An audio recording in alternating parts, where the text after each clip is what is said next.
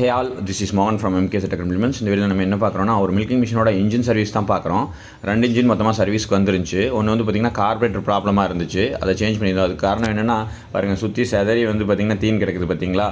மிஷினை வந்து தீன் வெட்டுற மிஷின் பக்கத்துலேயே வச்சுருந்துருக்காங்க மில்கிங் மிஷினை. ஸோ அதனால் வந்துட்டு குப்பை இதெல்லாம் போய் உள்ளுக்குள்ளே அடைச்சி ஃபில்ட்ரு கிட்டெல்லாம் உள்ளே போயிட்டு கார்பரேட்டருக்குள்ளே இருக்க ஜெட்டெல்லாம் அடைச்சிருச்சு. நாங்களும் க்ளீன் பண்ணி போட ட்ரை பண்ணோம், நான் ரெடி பண்ணவே முடியல. இதில் வந்து சின்ன மைனர் இஷ்யூஸ் இருந்துச்சு. அதையும் சரி பண்ணிட்டு இதையும் ஸ்டார்ட் பண்ணியாச்சு. பாருங்கள், ஒரே இதில் ஸ்டார்ட் ஆயிடுச்சு. ஸோ இந்த இன்ஜினுமே வந்துட்டு பார்த்திங்கன்னா நம்ம கார்பரேட்டரை சேஞ்ச் பண்ணி ப்ளக்லாம் க்ளீன் பண்ணி போட்ட உடனே ஸ்டார்ட் ஆயிடுச்சு. பாருங்கள், ஒரே இதில் ஸ்டார்ட் ஆயிடுச்சு. ஸோ இன்ஜினில் க்ளீனாக வச்சுக்கிறது ரொம்ப முக்கியம். அதே மாதிரி பெட்ரோல் வந்து நல்ல குவாலிட்டியான பெட்ரோல் யூஸ் பண்ணுங்கள். ஃபில்டர்ஸில் வந்து குப்பை போகாத மாதிரி பார்த்துக்கோங்க. இந்த விஷயத்தெல்லாம் பண்ணும்போது, மில்கிங் பண்ணும்போது திடீர்னு கரண்ட் போகும்போது ஈஸியாக வந்து இன்ஜினை யூஸ் பண்ணி ஸ்டார்ட் பண்ணிட முடியும். இன்ஜினை வந்து நம்ம க்ளீனாக ஃப்ரீக்வெண்ட்டாக ஆயில் சேஞ்செலாம் பண்ணி கரெக்டாக மெயின்டைன் பண்ணாத போது என்ன ஆகும் அப்படின்னா, நம்ம மில்கிங் அப்போ வந்து பெரிய ப்ராப்ளம் ஆயிரும். ஸோ அதில் வந்து கேர்ஃபுல்லாக இருங்க. அப்பப்போ வந்து இன்ஜினையும் ஸ்டார்ட் பண்ணி விடுங்க.